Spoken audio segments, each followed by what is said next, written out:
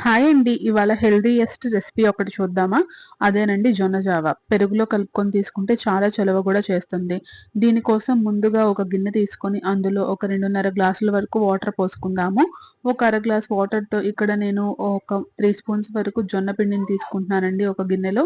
ఆ మిగిలిన వాటర్‌తో దీన్ని ఉండలు లేకుండా బాగా కలుపుకొని పక్కన పెట్టుకోవాలి.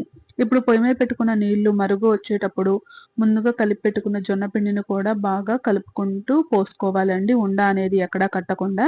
చూసారు కదండీ వీడియోలో చూపిస్తున్నట్టు కలుపుకుంటూ పోసుకోవాలి. అలాగే ఇప్పుడు ఇందులో ఒక టీ స్పూన్ వరకు ఓట్స్ వేసుకోవాలి. కొంచెం సరిపడినంత ఉప్పు కూడా వేసుకొని బాగా మరగనివ్వాలి. అంతేనండి. పైనురుగు పోయిన తర్వాత స్టవ్ ఆఫ్ చేసుకొని మార్నింగ్ చూసారు కదండీ!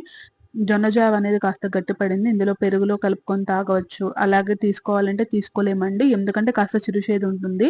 సో, దీన్ని పెరుగులో గాని, మజ్జిగలో కానీ కలిపి తీసుకుంటే హెల్తీ డ్రింక్ రెసిపీ రెడీ.